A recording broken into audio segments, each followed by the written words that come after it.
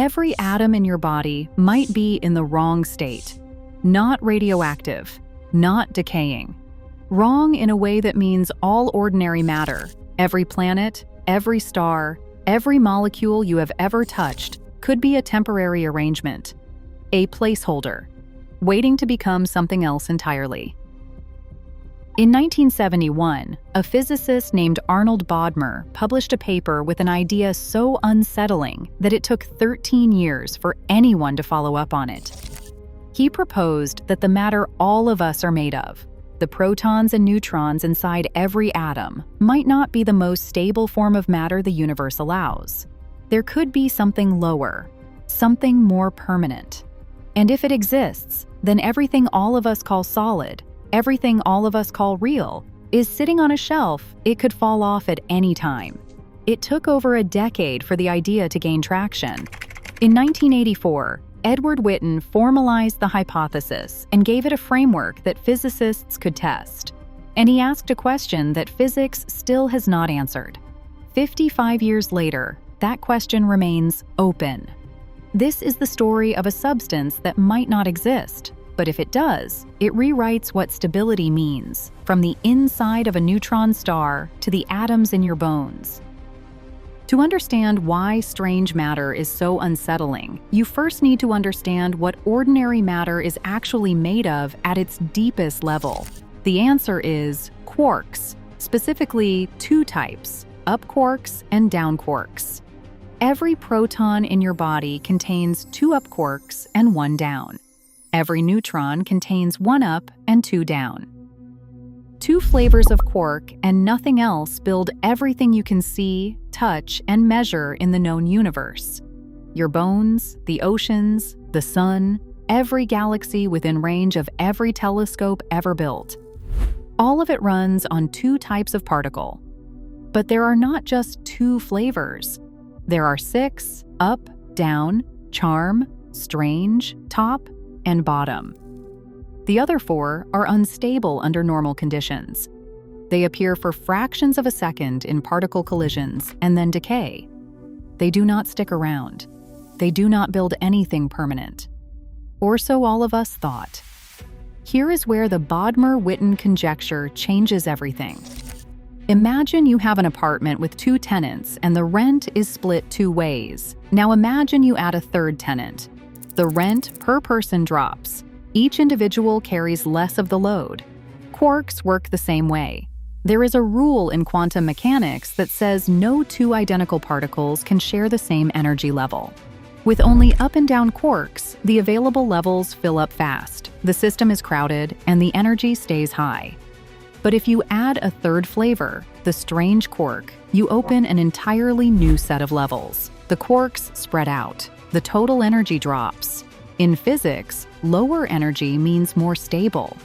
If it drops far enough, below the energy of an iron 56 nucleus, then strange matter is not just stable. It is the most stable arrangement of matter the universe can produce.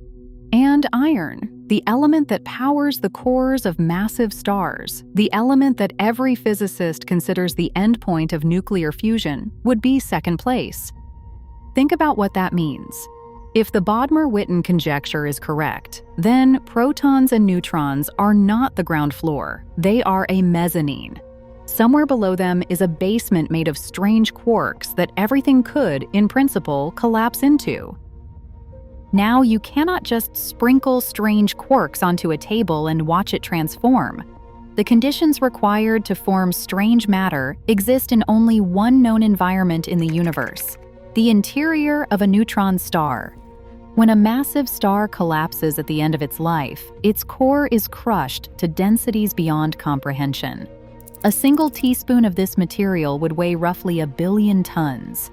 That is not an exaggeration.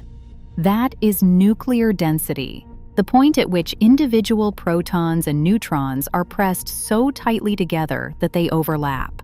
In the deepest cores of the most extreme neutron stars, the pressure may be sufficient to break neutrons apart entirely.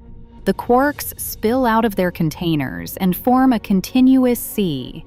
In that sea, some of the up and down quarks convert into strange quarks through the weak nuclear force. If the Bodmer-Witten conjecture holds, this new mixture locks into a configuration that represents the lowest energy state matter can reach, more stable than iron, more stable than anything. Some physicists go even further. A model proposed by Shu in 2003 suggests that the quarks inside may not flow freely at all. They may cluster into massive particles called strangens and lock into a rigid lattice. If that hypothesis holds, the interior of a strange star would not be a liquid. It could be one of the most rigid solids theorized to exist anywhere. And in 2022, astronomers found something that might be exactly this. Inside a supernova remnant called Hess J 1731-347, a team led by Doroshenko measured a compact object with a mass of 0.77 solar masses. That is extraordinarily light. The lightest reliably measured neutron star sits at about 1.17 solar masses. This object is well below that floor. Standard supernova models struggle to produce anything this light. Multiple research groups investigated. Horvath and colleagues in 2023 found that strange star models fit the data. The object could be a star made entirely of strange quark matter, self-bound by the strong nuclear force at its surface rather than held together purely by gravity. And here is what makes strange stars different from neutron stars in a way most people miss. A neutron star gets denser as you go deeper, like Earth. Thin crust, thick mantle, heavy core. A strange star is remarkably uniform by comparison.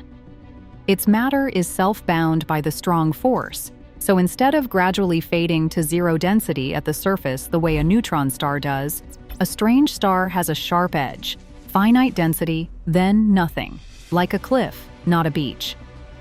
This is video 7 in our Cosmic Extreme series.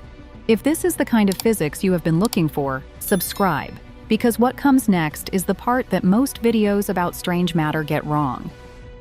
Here is the scenario that makes strange matter famous. Imagine a collision between two neutron stars. The merger is violent enough to eject fragments of the core into space. If that core contained strange matter, some of those fragments would be strangelets, tiny nuggets of strange quark matter drifting through the cosmos. Now imagine one of those strangelets drifts into contact with ordinary matter, a planet, an asteroid. The popular version of this story says the strangelet would trigger a phase transition in everything it contacts, convert every atom into more strange matter, a cascade spreading outward until nothing ordinary remains. The comparison people reach for is prions, misfolded proteins that convert healthy proteins into copies of themselves. One corrupted molecule starts a cascade. That comparison captures the concept, but it misses the physics. Strange matter does not eat, it does not hunt, it does not consume. What actually happens is a phase transition. When an ordinary nucleon, a proton or neutron, crosses the boundary of a strangelet, the extreme density environment allows the weak nuclear force to convert some of its quarks into strange quarks. The matter relaxes into a lower energy state, like a ball rolling downhill. It releases binding energy in the process. The result is more strange matter, but the mechanism is passive, not predatory. Thermodynamic relaxation, not infection. And here is what almost every video about strange matter leaves out. This is the part that changes the whole story. For that conversion to happen, the strangelet has to physically touch an atomic nucleus, nucleus to nucleus. And in the year 2000, physicist Jess Madsen demonstrated something that changes the entire threat calculation. Intermediate mass strangelets, the size most likely to be ejected in a neutron star collision, carry a net positive electric charge. The surface physics forces them positive, and atomic nuclei are also positive. Positive meets positive. The electromagnetic force, the same force that keeps your hand from passing through a table, repels them. At room temperature, at normal pressures, a strangelet drifting through Earth's atmosphere would be pushed away from every nucleus it approached. no contact, no conversion, no chain reaction. At low energies, a positively charged strangelet would be strongly repelled by every atomic nucleus it encountered. Picture a bowling ball trying to roll uphill toward every atom it meets. The hill never ends. The hypothetical global conversion scenario, the version where one fragment triggers a planetary phase transition, requires either a neutral strangelet or a negatively charged one. And while some theoretical models involving color superconductivity suggest this might be possible, the default expectation from standard calculations is that small strangelets are positive, harmless to macroscopic matter. So if the conversion scenario is physically blocked at normal conditions, you might wonder, what about the places where humans have tried to create the most extreme conditions on Earth? What about particle colliders? The Relativistic Heavy Ion Collider, RHIC, at Brookhaven National Laboratory has been smashing gold nuclei together since the year 2000. These collisions produce temperatures of 4 trillion degrees Celsius. That is 250,000 times hotter than the core of the Sun. Hot enough to melt protons and neutrons into their constituent quarks for a fraction of a second. For 1/10,000,000th of a nanosecond, the conditions inside that collision resemble the first microsecond after the Big Bang. The entire universe was once this hot. And during that microsecond, quarks flowed freely. No protons, no neutrons. Just a soup of quarks and gluons filling all of space. If strangelets could form anywhere on Earth, it would be inside that collision. And in dedicated searches across years of heavy ion operation at RHIC, physicists detected exactly 0 strangelets. Not one. The Large Hadron Collider at CERN operates at even higher energies. Also 0. The reason is thermodynamics. At 4 trillion degrees, the environment is far too hot for strange matter to condense. The quarks are moving too fast. A strangelet trying to form in a heavy ion collision would be like ice trying to form in boiling water. The thermal energy tears it apart before it can stabilize. Strange matter, if it exists, requires immense pressure at relatively moderate temperatures. The core of a neutron star, not a particle collider. But the most powerful safety argument is not from any laboratory. It is from the universe itself. Cosmic rays, high-energy particles from deep space, strike the Earth's atmosphere constantly. Some carry energies far beyond anything RHIC or the Large Hadron Collider can produce. And these collisions have been happening for 4.5 billion years. Not just on Earth, on the Moon, which has no atmosphere to shield it, on Mars, on Jupiter, on every neutron star in the galaxy. According to the safety review conducted for the Large Hadron Collider, nature has already performed the equivalent of billions of collider experiments on astronomical bodies throughout the cosmos. The result is always the same. The Earth is still here. The Moon is still here. Every neutron star ever bombarded by cosmic rays is still a neutron star. Not one has been converted. And this next part ties it together. In 2025, a team led by Tian published an analysis of a gamma-ray burst called GRB240529A. The burst flickered and stalled in a way that standard black hole models cannot explain. It flared 3 times in quick succession, then its afterglow leveled off twice instead of fading smoothly. That pattern makes no sense for a collapsing star that simply becomes a black hole. But a model where a collapsing magnetar undergoes a phase transition to a strange star matched the data precisely. If confirmed, this could be the first direct observation of a neutron star converting into a strange star in real time. All of us may have already watched it happen. And separately, Anila and colleagues combined gravitational wave data from neutron star mergers with calculations from nuclear physics. Their conclusion was striking. The most massive neutron stars very likely contain quark matter in their cores. The quarks are already deconfined in there, already free.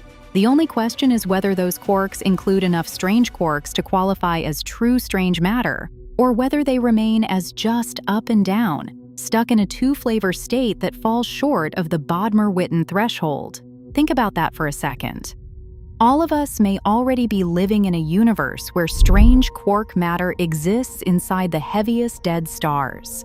The question is not whether quarks can be freed, it is whether freeing them leads somewhere more stable than where they started. Meanwhile, there is a result working in the opposite direction.